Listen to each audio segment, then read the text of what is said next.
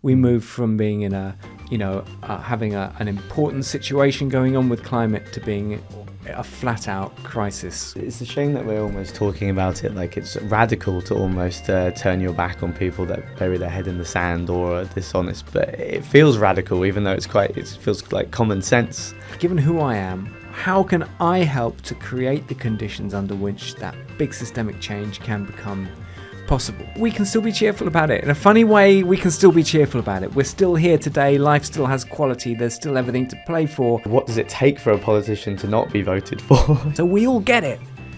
But we're all carrying on as if we don't get it.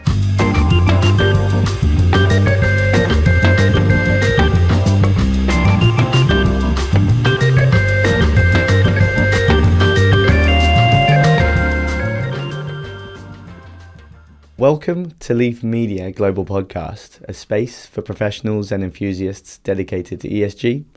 In this series, we'll be highlighting the inspiring careers, innovative strategies, and bold visions which are tackling climate and social emergencies. I'm your host, Sam Swift-Stanley. I'm a climate engagement manager at Greenlee and hosting this first UK season where we spotlight leaders shaping and reshaping sustainability in business, healthcare, and beyond. Briefly, before we speak to our lovely guest. This podcast is produced by Leaf Media and powered by Greenlee. Greenlee is a leading ESG management platform helping companies measure, report and reduce their carbon footprint. Operating in both Europe and the US, Greenlee empowers companies to turn their climate commitment into actionable strategies. We have grown into a trusted partner for businesses of all sizes, offering automated GHG reporting, compliance with frameworks like CSRD and SBTi, and offering tools for supplier engagement and life cycle assessments. Now, I have the pleasure and privilege of welcoming Professor Mike Berners-Lee. As a slight caveat, I'm going to contain a little bit of my excitement. Hopefully it doesn't bleed out too much into the podcast, but I know you're a bit of a hero to a lot of my colleagues in Greenlee, and they're very happy you're joining us today.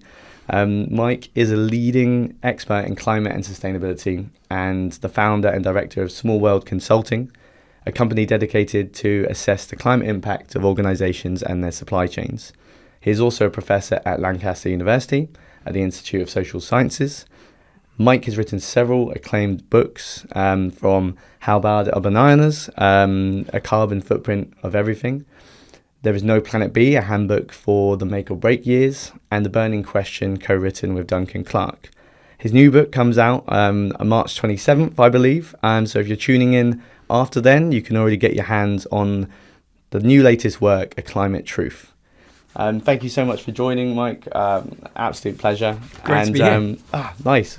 Likewise. I wanted to start, I guess we'll get into the book, but a bit about your journey into sustainability. You began a career, I think, and have a background in physics, and you pivoted towards sustainability. I kind of want to understand that pivotal moment or insight that steered you towards this sustainability, I guess your dedication to sustainability over the last few decades. Well, I've always cared about this stuff. I did a physics degree. That's my background in physics. I came out of that thinking, well, fundamentally, is physics what the world needs more of? So my career was pretty roundabout. I got into education. I got into outdoor education, personal development, organization development. I worked in the voluntary sector doing that stuff. I got into sort of change management. I got into research, organizational research. I started looking at strategy at one point for environmental businesses, and looking at what it would take for the environmental technologies sector to be really growing in particular. And I found myself, the biggest finding was that the consultancies didn't seem to be able to sell in the change. There was all this case for everybody becoming much more environmentally aware and so on, but they couldn't get anyone to take any notice of them. And I spent a while sort of commenting on this, and climate change was going up the agenda. It was clear that it was a big deal that we needed to get onto. And I eventually got to the point of saying, well, come on, Mr. Change Consultant, instead of criticizing everyone else, see if you can do better. Yep. And I began thinking, well, I won't do the carbon numbers. I'll let the numbers boffins do that, and I'll just do the change stuff. And then I found that you couldn't. A business couldn't get the information, good enough information about where the carbon was in its supply chains from anywhere. 20 years on, it's still the Wild West, and we're trying to sort that out. But, at that time, you really couldn't get any sense of it. So I immersed myself into that game, and that's where, that's the first book, How Bad Are Bananas, came out of that. Great. And then, I suppose the journey is that, it was clear that the carbon numbers were necessary but not sufficient, and there were some things going on in the big dynamics of climate change that weren't properly understood. Really basic stuff. So that I wrote The Burning Question with Duncan Clark, and then it became inescapably clear that, you can't deal with climate without thinking of it as one symptom of something much bigger that's going on for humanity. That took me into There's No Planet B, looking at a whole polycrisis, and now A Climate of Truth is my attempt to focus on the point of greatest leverage, given that we're still not getting anywhere on all this. Sure. Yeah, amazing. I mean, your books are definitely helping, but hopefully this new book has the impact that you want, because we definitely need it. You founded Small World Consulting in 2002. Sorry, Small World Consulting. Because of that reason, you said, let's do it myself. Let's get into it. I think this is more of a carbon accounting supply chain question, but you've worked extensively on supply chain emissions. Many companies struggle with scope 3 emissions and the visibility. What innovations or approaches have you seen that actually work in creating meaningful supply chain transparency? Yeah, okay, well, I suppose, supply chain carbon is where most of the impact is for most companies. So it's absolutely essential to be managing it. And when I started out, the common rhetoric was that it was just it was just too difficult. It was impossible. And, there's always going to be uncertainty in it. But,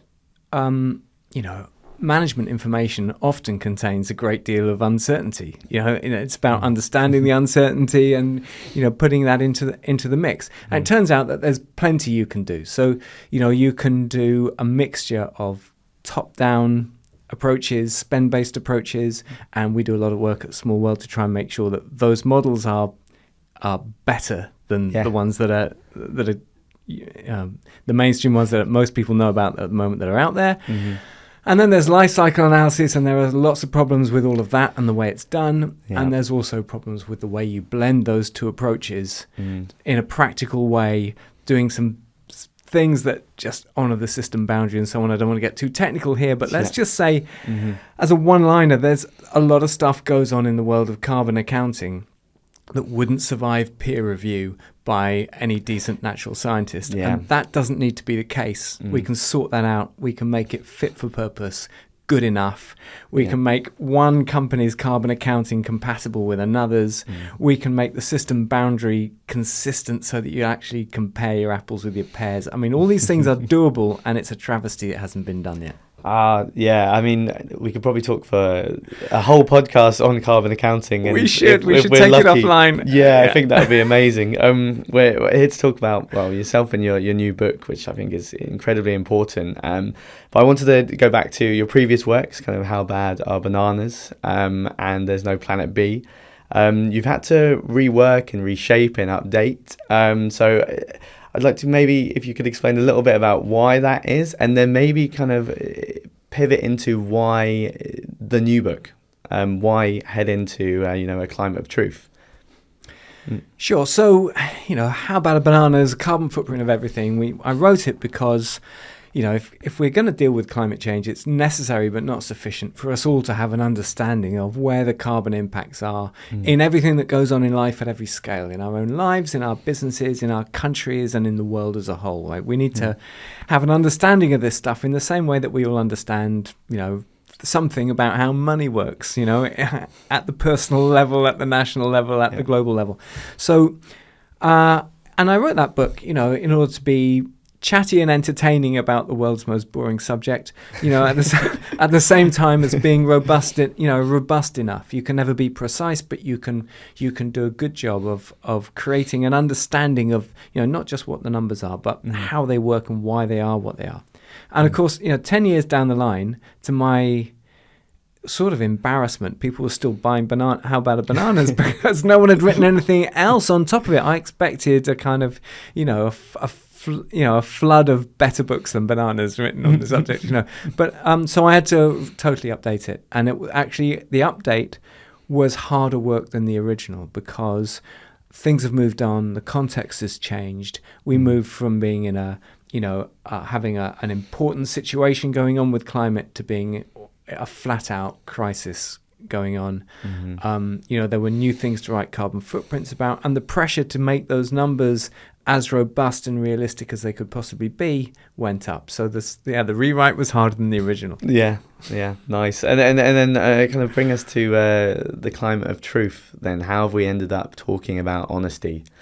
Well, okay, so in between, I suppose there's no planet B, which was I wrote that because it was clear that climate links to food, links to biodiversity, links to pollution problems, disease threats, population growth. All these things are just inescapably, it's a systemic problem. And all those elements of the problem turn out to be technically solvable. So, all right then, that takes you to what would it take for us to be solving those technically solvable problems. Yeah. And I suppose the punchline of There's No Planet B was starting to come down to ways in which we need to think now that we're in the Anthropocene, and values that we now have to have if we're going to get by. And a climate of truth is really, in some ways, it's the updated extension of There's No Planet B, but honing right in on the situation we're in now and the point of maximum leverage. Because most people who think intelligently and thoughtfully about the situation that humanity is in right now can see that we are hurtling towards a polycrisis or even a metacrisis, So if you take just the climate dimension, we've had 30 years now of COPs. We've had 29 big international conferences. And while those COPs have been going on, every year the rate at which we're pumping out carbon into the atmosphere has gone up, not down. In other words, we are accelerating into the climate crisis. And some people say, we're making progress, but not fast enough. But the facts are against them, right? The facts are that if you draw a line through the carbon curve to mark COP number 1, you can't see any trace of a dent in that curve or a change in that trajectory that looks like it might have resulted from any of those COPs. And now we've got drill baby drill. It doesn't look as though it's going to come in the next couple of years either. So the reality is we're not getting anywhere at all. And if you look at other dimensions of it, if you look at the plastics, for example, the growth in plastic production and distribution into the ecosystem is about 3 times the growth rate of that fossil fuels ever been. And that's all happened in the space of my career, right? And we're finding out now that it's disrupting our endocrine systems and getting in the way of our fertility and giving us cancer and all the rest of it. And we're even more addicted to it than fossil fuels. So, I don't want to bang on and on and on, but the point is something really fundamentally different is required in our approach to the whole thing. So all these things are technically solvable. That's the frustrating thing. There's nothing not to like. I look back on the climate crisis and I think, it's so sad because if at COP1 we'd just said, it's a big deal, we should get onto it. You and I would be sitting here now maybe having this COP podcast, we'd be talking about something else, and the economy would be better than it is now, and the quality of life on Earth would be better than it is now, and no one would have suffered as a result. It would have just been, why didn't we do it? And so there's something about our politics and our economics. It's unsurprising that an economic framework that was built pre-Anthropocene, in an era when humans weren't so powerful and the planet wasn't so fragile, it's unsurprising that it needs a bit of a tweak to be fit for purpose now. So all these things, deep systemic change, and right at the heart of it if we want to start getting anywhere at all on this agenda, if you're looking for a point of leverage, we need to establish a culture in which the best view of the truth that we can possibly get is incredibly highly valued. So I wrote this book for people who get it that the situation is incredibly serious and who understand that we're not getting anywhere and who understand that they're just 1/8 billionth of the whole situation and they want to know if there's anything meaningful they can do. Yeah. And I think there is. I think there really is. I think we can find a point of much higher leverage if we focus on this culture of honesty. It's absolutely must have, and it will enable for the first time the quality of decision making that we've got to start getting. It sounds kind of frustrated is the word, right? It is that it's all achievable, and that's kind of when you know that you kind of go, you want to wobble some heads and be like, please, can we just agree on the science or whatever it is and just be a bit honest? And I want to maybe bring you back to the Oxford Union debate that you recently did that I thought was amazing, and it was titled "This House Has No Faith in Net Zero Before 2035." You emphasised that dishonesty is a significant bottleneck in effective climate change and challenge policy makers like Chris Skidmore on the issue, who was in the room with you actually. You gave the example of the West Cumbria coal mine, I believe, and saying that their argument was fundamentally dishonest and just a load of rubbish.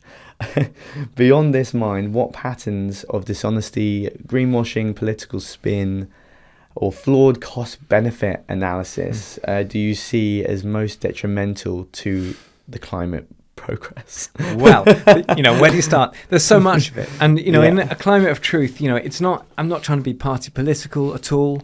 And it's not really about, it's not particularly about the naming and shaming of individuals, but I do want to illustrate some points. So I do pick out some examples, and I do unashamedly pick out some people, because we need to understand how this dishonesty is working and how the effect that it's having.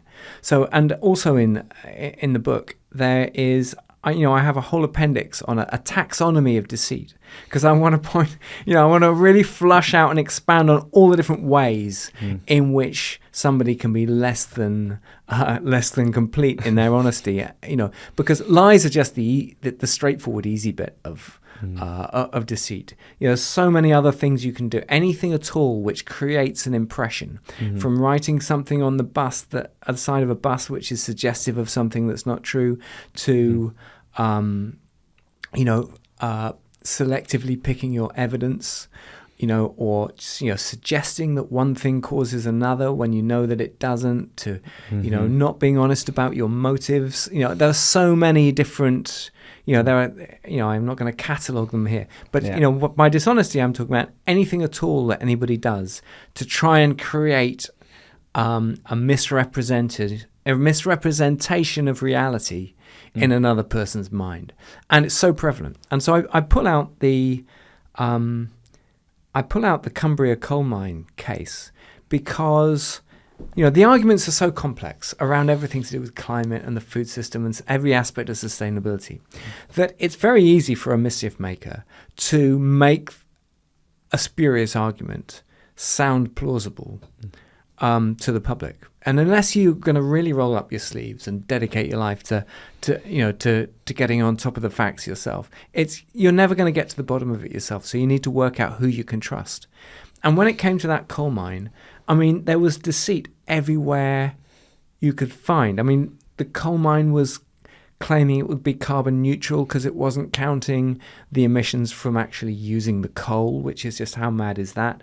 They said the coal was all for use in the steel industry, and they kept with their argument even when it came to light that 85% at least of the coal wasn't suitable for coal making. They said that the steel industry required this coal, but the steel industry was saying, no, we're transitioning away from it. Yeah. They said that when we open up this coal mine, other coal mines around the world will shut down, so the total amount of coal that gets extracted won't change. And every economist who knows anything about this said that just flies in the face of basic economics. And the whole lot was rubbish.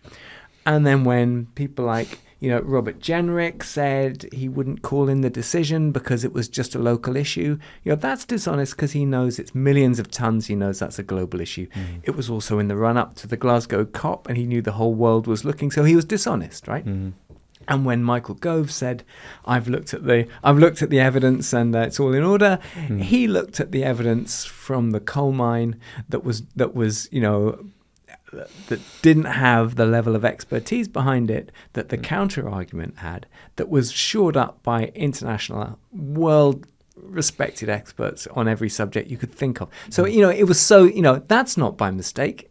If he was really stupid, he could have done it by mistake, but everybody talks about how clever he is. So it doesn't look to me like a mistake. So what I'm trying to flush out is that we can't have that spanner in the works of our decision making, right? Yeah. So what do we do about that? How can we create a situation in which, when lies and deceit are so easy, how can we create a situation in which they don't happen? Well, the answer is we have to be so vigilant for when it's going on. And when we spot it, we have to realize if somebody tries to deceive us as a politician, that tells us we can't ever trust them on anything at all, ever again, nor any of their colleagues who stay quiet and let them be in the knowledge that they're being dishonest. And if we can raise the standard in that way, I think the analogy I would give is that these days, if you work in the BBC or something, if you are exposed as having groped somebody, that's the end of your career. It's the end of your career. And that's because we've fairly recently really insisted on that as a cultural norm. We've said it's disgusting, we're not having it. Well, we can say the same about when a politician tries to deceive us, or a business, or a media outlet. So that's what I'm pushing for in a climate of truth. I think I saw, and please don't quote me on this, I saw somewhere about the Welsh government trying to introduce something about dishonesty and trying to make it illegal in Parliament or something like that. Well, duh. I mean... it's so obvious, and they kind of weaponize things like economic anxiety and then loads of things, and it happens on both sides, as you said. It's kind of whatever suits who's in power at the time, and we have things like Heathrow Airport from Labour at the moment going against potentially Ed Miliband's plans and Labour Party's plans. I'm going to kind of steer towards the UK and the net zero targets. Well, just quickly on the deceit thing, right? I just want to frame up how we need to think about it. Right? Yeah. If a politician deliberately tries to make us believe something that's not true, then if they had our best interests at heart, they wouldn't do that. Right? They're only doing that because they're trying to take us for a ride over it. So if you ever, for example, vote for a politician, and sometimes you might have to vote for the least bad, but which it's important that you do. But if you ever vote for somebody who is routinely deceitful, you are just saying, all right, I'm going to roll over on, you're just saying, please abuse me. I want to be taken for a ride. I think if we see it like that, most people don't want to be taken for a ride, do they? No, it's quite an obvious thing if you posed it that way. And I think we're in a world right now where you almost go, what does it take for a politician to not be voted for? What do they have to do in order to turn you off them? That's the bizarre world we're in. We've been lazy about this, right? Yeah. Culturally, collectively, we've been lazy about standards of honesty, and we're in trouble over it, right? We're starting to pay a price, but we don't have to be lazy about it. We can sharpen up a long, long way on that. Okay, now I'll let you ask your question. No, great. No, it's absolutely fascinating, and we need to hear it, and that's why I'm looking forward to reading the book myself when it's out. I want to steer towards the UK. We're talking about the UK, but the UK's net zero targets, and the Climate Change Committee has recently come out with some more recommendations, as they always do. And so 2 questions. How is the UK doing towards this net zero target? And then what do you think about the Climate Change Committee's recent study and what they've been saying throughout the decades, actually, in the years, and should the government be listening to them right now? There's certain newspapers that kind of say, oh, it's putting a third of the blame, or not blame, responsibility on consumers, rather than maybe talking about wealthy individuals. But ultimately, what are your thoughts on whether the government should be listening to this or not? Well, the government should be listening to the Climate Change Committee. I'm not going to say that everything they do is always absolutely perfect. I think, they have quite a tight remit on what they've been, what they're supposed to be informing the government on, and I would widen that remit. And you can argue about, is the government target strong enough? Is it inclusive enough? What about our imported emissions? Most climate targets now, to be honest with you, they're a question of juggling between, do you want to have an ambition gap, or do you want to have a delivery gap, or how do you want to split the difference between the two? Because the whole, the only point of a target is to try and, help, an entity, a country or a company to raise its game. And if you just have a target and you let it go, then it doesn't do that. And it's not as though there's a marker in the sand that says, well, if we could just stay below 1.5 degrees, we'll be fine. And if we go beyond, we won't be. There's no hard marker in the sand. The reality is we've let the climate slip way beyond what was ever a good idea. The more we understand about the science, the more alarming that gets. And we need to, the more we can deal with climate change, the better. And there's no point at which it will be good enough. But should they be listening to the Climate Change Committee? The Climate Change Committee does say some things that are a lot more sensible than sometimes come out of government. I don't think the Climate Change Committee would say that sustainable aviation fuel is a game changer, because I think most decent scientists who look at sustainable aviation fuel, unquote, will say that that phrase is actually a misnomer. There's no such thing, and I've written some papers about that recently. Great. And so the Climate Change Committee has a slightly narrow frame of reference, I think. One of the questions is, if we want to deal with climate and all the other aspects of sustainability, how far back do we have to go? How much do we have to unpick about how we think about things like economics? And I think the argument that says our economic framework, our addiction to GDP growth, for example, I'm not particularly against GDP growth. It's just the wrong metric, right? It's unsurprising that all of that needs a rework. And, I would love to see some fresh thinking coming into that, because, the logic of the argument that says we need to rework our economic framework is pretty simple, and it's absolutely robust and irresistible. And yet there's barely a mainstream politician at the moment who dares challenge it. And that's just, the emperor's not wearing any clothes on this one, and we need to change that. And so you're already painting a picture, but please continue with that painting. What does on track then, and what does truthful really, really look like in these goals that we're trying to achieve? Okay, so truthful looks like, let's see what the scientific community is saying, for example, about climate. Right? So, recently in Bioscience, in the summer, there was a paper, top journal from some of the world's most respected climate scientists, people like Michael Mann, Tim Lenton, Johan Rostrom, and they are saying, the final sentence in that paper is, the future of humanity hangs in the balance, right? This is as close to screaming as you will ever get from top scientists in peer-reviewed journals, right? Now, that is the perspective that we need to have out there. Our media needs to be helping us with that, and I include the BBC, and our politicians need to be. So that's, truthful is, we need to stare reality in the face. And I'm not saying this to be depressing. I'm saying this because, to quote James Baldwin, not everything that is faced can be changed, but nothing can be changed until it's faced, right? So by facing this, we stand a chance of getting somewhere. So if you're somebody who understands deep down that this is a bad situation and we're not getting anywhere, the most helpful next step is to say it like it is properly. And it's funny, I talk to thousands of people in business contexts, and I've started taking to spelling out what I think is going on in a sort of polycrisis in pretty stark terms. And then I ask the audience to just raise their hand if they think I've got it about right, if they think I've exaggerated it, or if they think I've underestimated it. And every single time, everybody thinks I've either got it about right or I've underestimated how serious things are. So we all get it. But, we're all carrying on as if we don't get it. So everybody's waiting for everybody else. So it's so important that we start saying it like it is. And then when it comes to the decision making, we need facts on the table.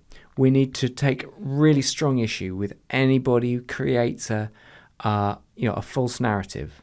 And if somebody says something like, climate change isn't a big deal, or it might be a point of detail like sustainable aviation fuel is a game changer or something, then it either tells you they're being a bit dishonest with us, or it tells us that they haven't really understood the issues yet.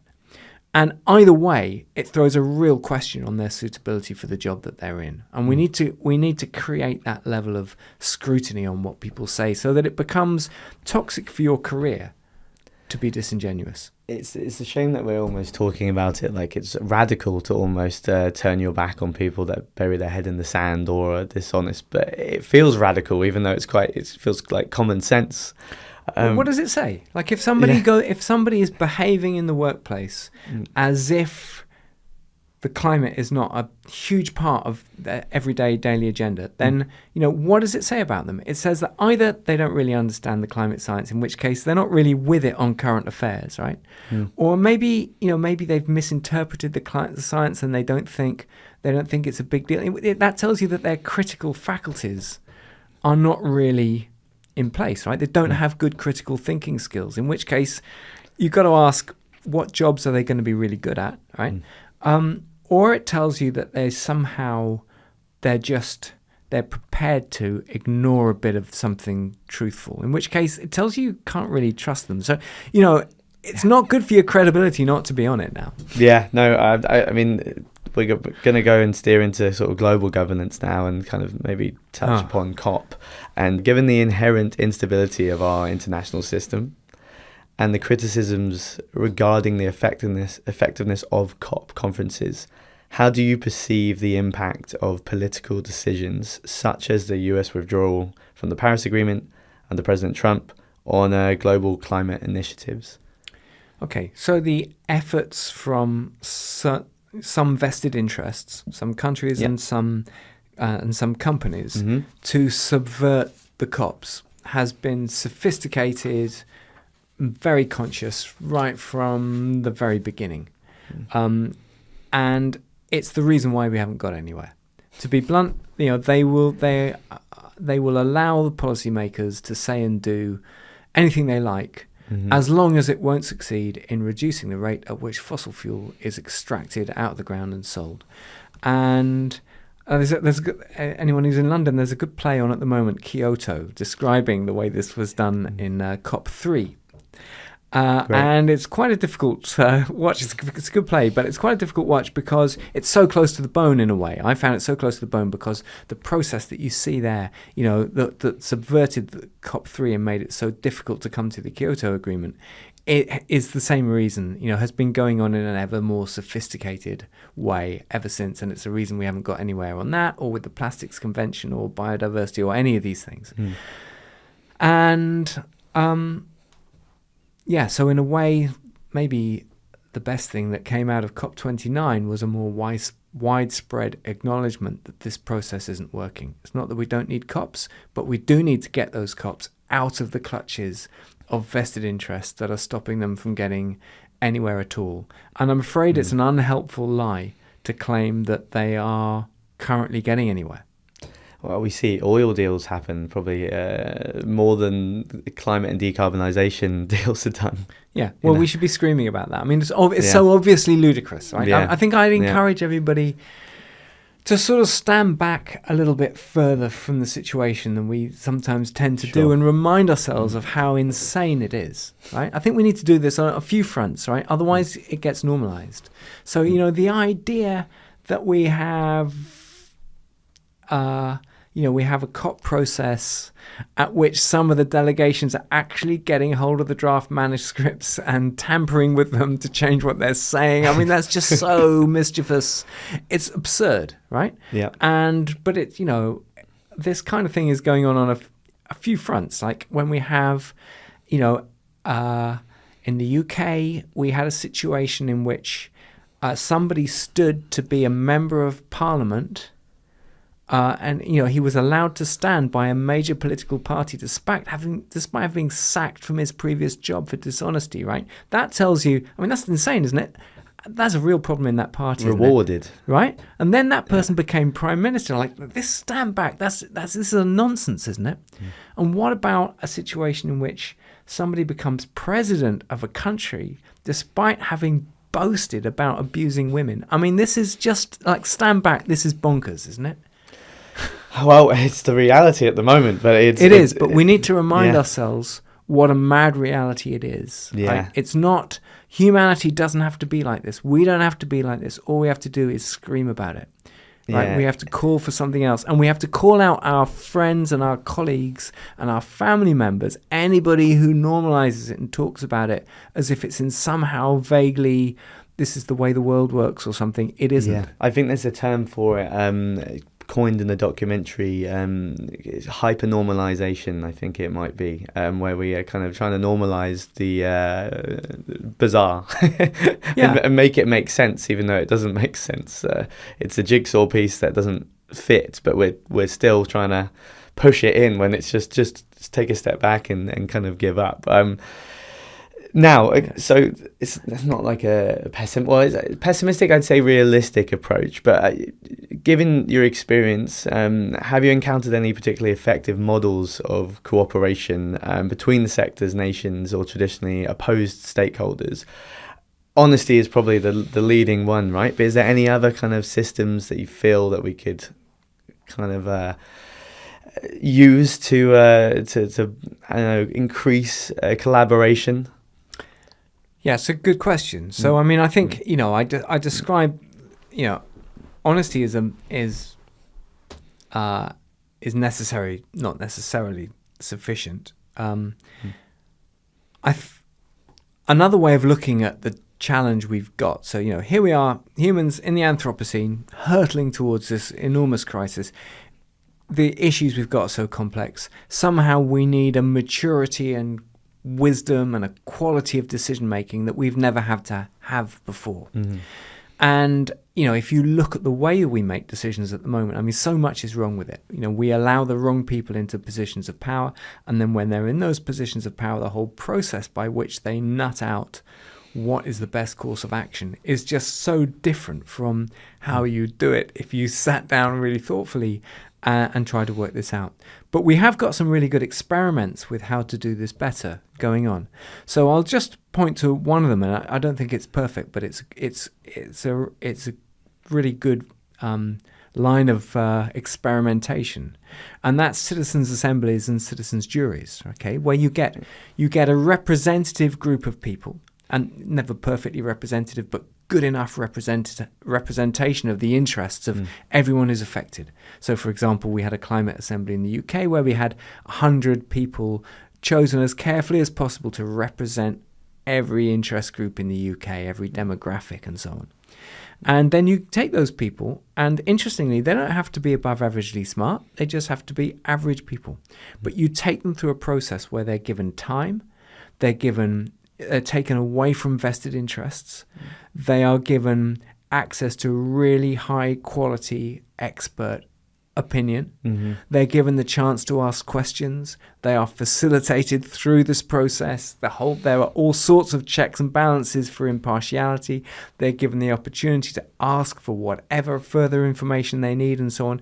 And then, blow me down, they come up with some recommendations which are really sensible, really on the right lines. And the only kind of missing link in the process is that there's nothing there's no pressure on government to listen properly, right?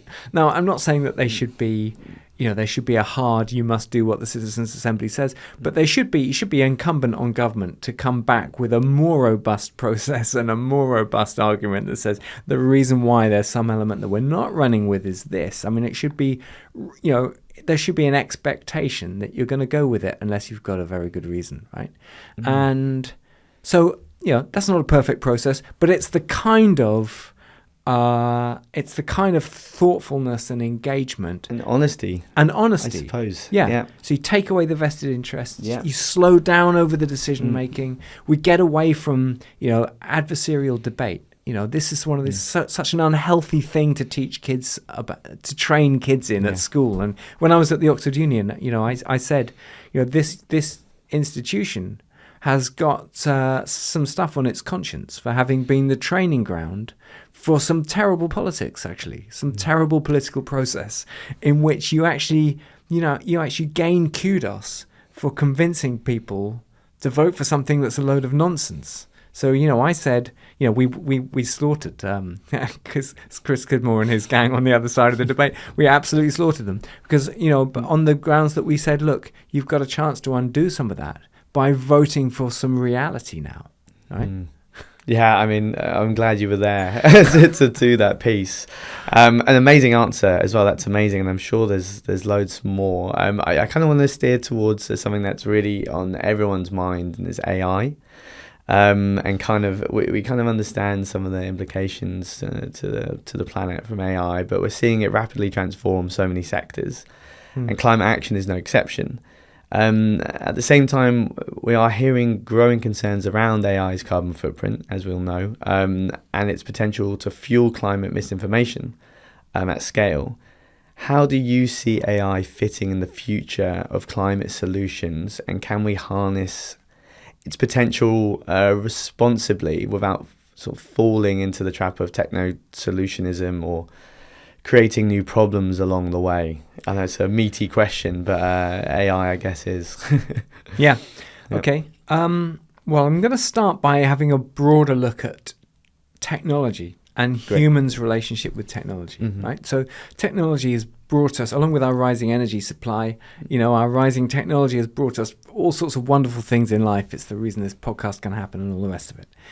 But it's also taken us to the very, very dangerous point that we're in now. So it's not as though just more technology by default is going to get us out of this thing. We need a new relationship with technology. We do need some new technologies like crazy to help us through, but we also need to get much better at being selective over which technologies we deploy and how we deploy them. And if you look at AI in particular, we need somehow to get some agency over that trajectory. So what normally happens with a new technology in a broadly market-based economy is if it offers an efficiency improvement or any other kind of market opportunity, somebody somewhere adopts it unless there's a very clear kind of regulation that says you mustn't, such as we have with nuclear weapons and chemical weapons and so on. Those are the sort of rare examples of really holding back on bad technologies. Also, CCFCs and so on. But so somebody somewhere goes with that technology, which means everybody else has to go with it. Otherwise, they're disadvantaged in the marketplace. And the next thing you know, it's ubiquitous and we're stuck with it, whether or not it's been in the best interests of people and planet. When you look at the whole of ICT has enabled us to be more efficient at everything. Every corner of the economy you can think of. Some people think still that efficiency will reduce our impacts. That's not the way it works. The more efficient we become, the more we do of everything, and actually it leads to our impacts going up because the amount that we do more of everything is greater than the efficiency gain. So efficiency is actually the dynamic part of the dynamic by which, by default, we increase our impacts on the planet. And ICT is central to that. So as AI, comes of age, its carbon footprint is going up. Mm-hmm. The carbon footprint of the whole of ICT has been rising and rising and rising. And some naive people have been saying, "Oh yes, but it's it'll stabilize now." There's no way that's going to be happening by default. And along with that, it's bringing efficiency to everything you can think of. And it's being used. It can be used for very good things, and it can also be used for very bad things. More easily for very bad things, actually. So the incredibly challenging question for AI is, if there's anything that we don't like about its default trajectory, what can we do to steer that trajectory? Some people have been asking, what kind of regulation could we put in place and how would we put that in place? So I say to them, well, a start point would be, why don't you learn from the experience of the climate COPs, right? Because you don't have 29 years to get nowhere. Mm-hmm. So you need to have a process that is just dramatically more effective than sitting down like the climate COPs did. Because the steer from vested interests in the industry is no less strong in AI than it whatever was in fossil fuel. So, honestly, I think it's an incredibly challenging question, but I think, AI can help us sift fact from fiction, but it can much more easily help us help confuse fact and fiction. I think you're right to say that it's just compare it to other technologies and see how that's gone. I think that's or compare it to the COPs or whatever. I think that's a good approach. It's growing every day. I feel like the laws are just trying to catch up with it. It's moving so fast, but that's a fascinating answer. I wanted to, we've probably got about 15 minutes left. I want to touch upon activism a little bit. How might we navigate the psychology of climate communication, sort of alarmism, risks, despair, optimism?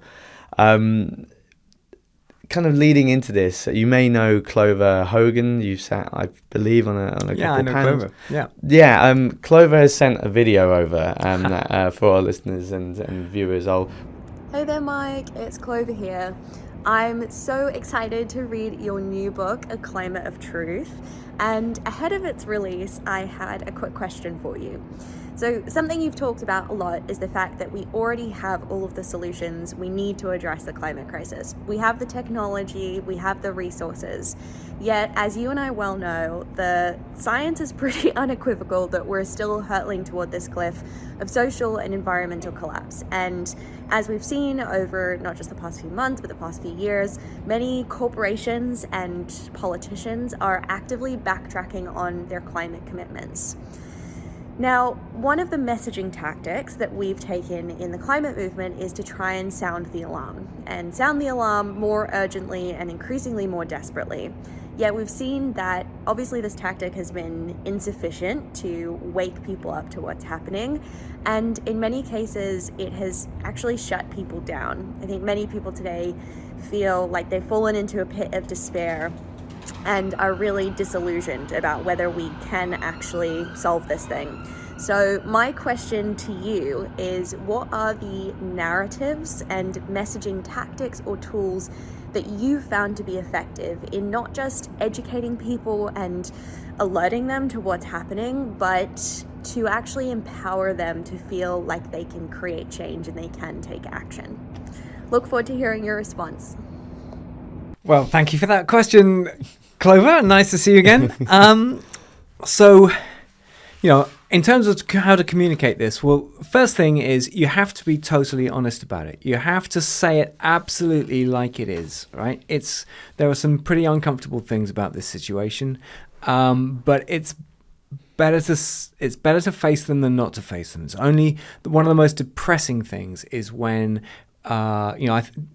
people try and fudge over how serious the situation is, or try and make it out to be something that just a bit of technology on its own will fix or something.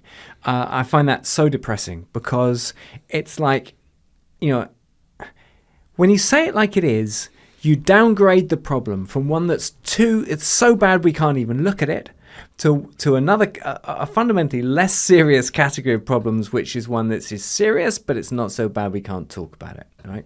So that's step one.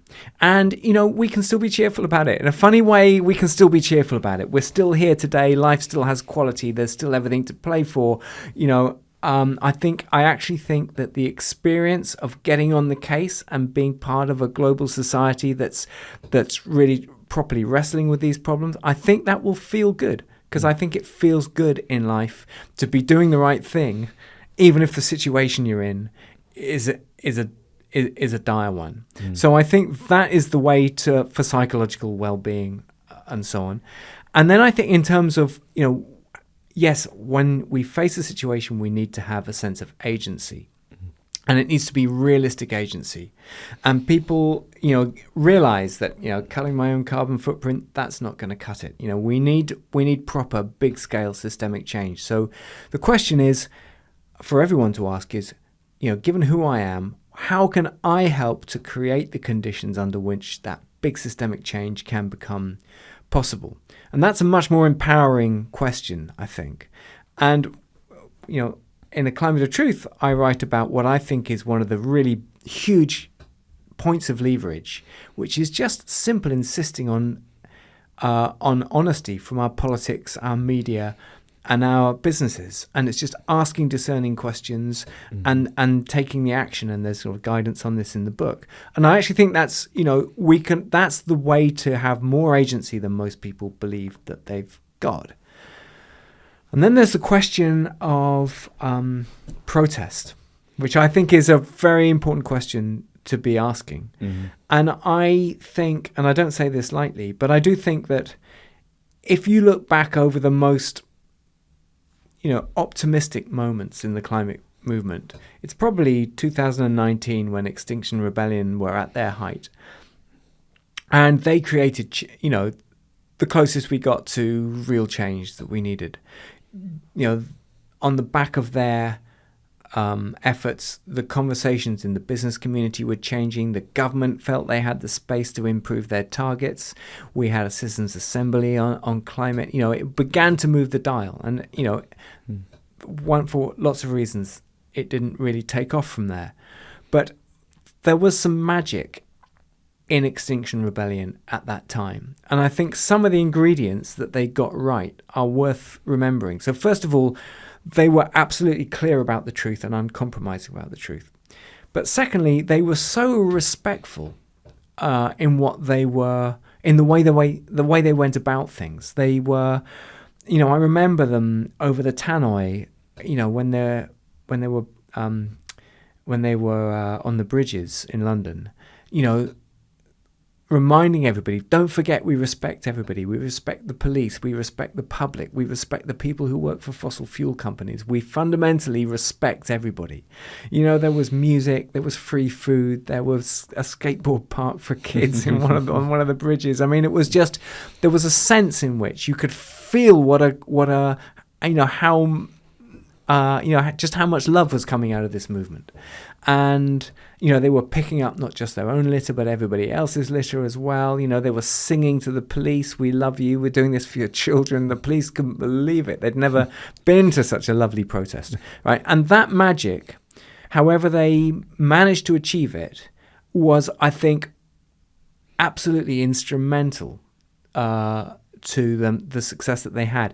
And they never succeeded in getting that feel-good vibe again. And I think Just Stop Oil, I think for all the thoughtful, well-intentioned, lovely people who I know some of in that movement, I think it possibly backfired.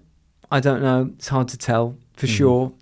But it would have been, to my mind, a lot more powerful if they had managed to create that sense of positivity. I would have liked to have seen them, I think when the riots happened in the UK, I kind of thought Extinction Rebellion and Just Stop Oil should have been out there on the streets the next morning cleaning up the mess and demonstrating some love for the communities, and making it clear to everybody, we are standing for a better world, one that's better to live in, because we need that message right now. We need hopeful positivity. Fantastic response, to be fair. And I had a question and you answered it amazingly as well about activism. I think we're going to try and wrap up, and we'll probably do a few kind of quick fire questions maybe. But before that, do you have a question for Clover? Because she'll be joining us on the podcast. I mean, I'm putting you on the spot here, but do you have anything that you'd want to ask? Well, I think I'd want to ask her the reciprocal question. What does she think? Because she and I are in the same game. We're fishing around trying to find, when nothing else has worked, what will work. Great. I absolutely love that, and I will be asking that, and we'll be showing Clover a video of that as well. A few quick fire questions, and you can pass or whatever, but I'd love to know what questions you would ask certain people. And I'm going to start with your Kier Starmer. What question would you ask of him if you were in the room with him and we're having an honest conversation? Crikey, I would so like him to stand back and, see the bigger picture and talk about the bigger picture. And I suppose I'd want to ask him something like, what stops him from having the courage to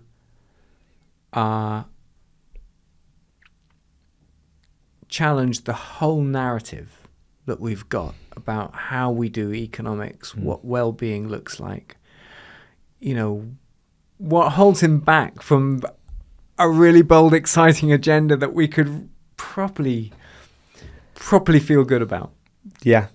Great. And is that the same? Would that be the same question for an Ed Miliband, or would it be slightly different? What would you say? I guess he's in a slightly different position, obviously, but would it be a similar question? I think it would, in a funny way, it would be. I have great respect for Ed Miliband, but I think there's something about, or maybe I'd ask, what can we do to help you to feel able to be bolder in your narrative, I think. And I think I would also, I think all of them, I'd like to encourage them all to find time to stand further back from the problem, to reflect on it from a greater distance.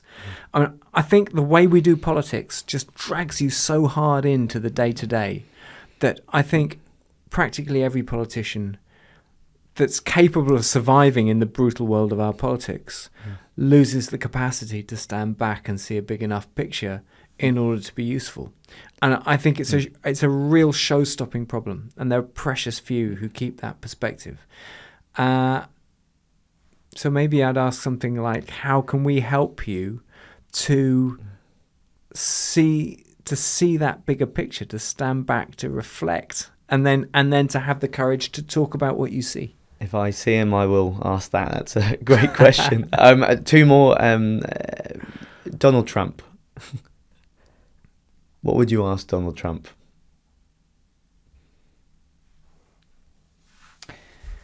Well,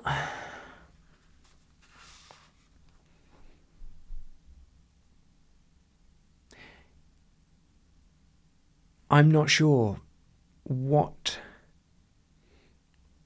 when he speaks, it doesn't really mean much, right?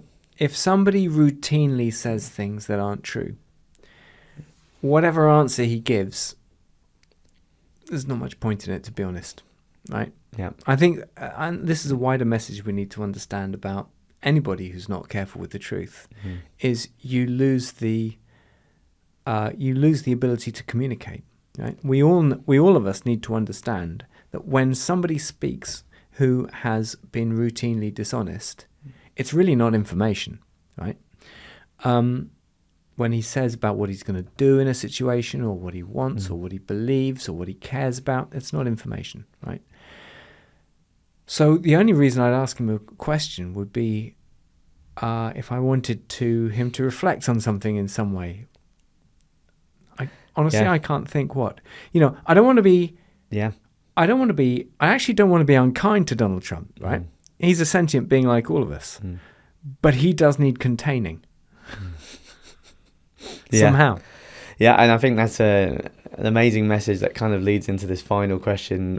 What question would you ask voters in the next general election here or in the States? What questions would you ask us voters when deciding on who next to vote for? I mean, you've touched upon it quite a bit during this this interview, but yeah, what's the kind of final leaving note on that for Well, voters? I'd say, look, there's two things that we must have from our politicians, right? They need to be honest and they need to be kind, right? By which I mean they need to care about the interests of other people other than themselves, at the global level.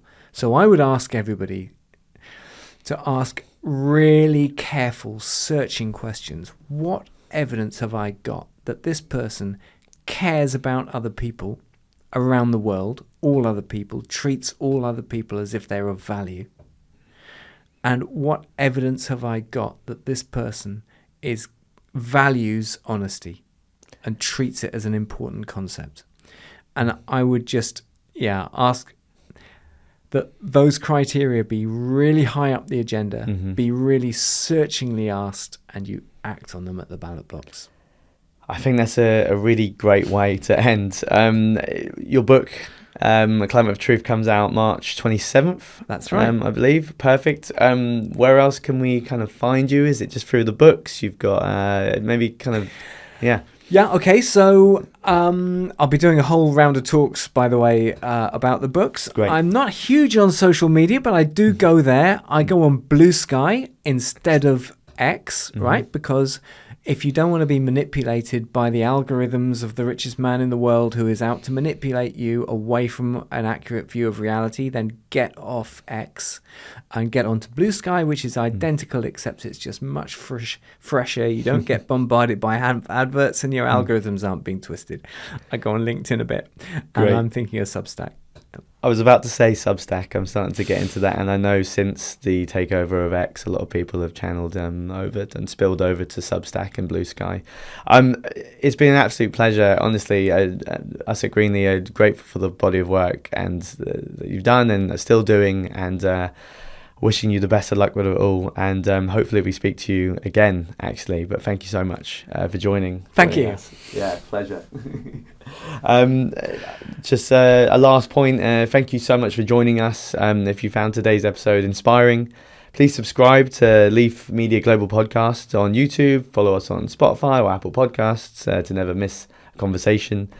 Please leave a review, it helps massively. Drop a comment with your biggest takeaways, and please share the episode with your friends and colleagues, and look out for the next book, A Climate of Truth. Thank you very much. Take care.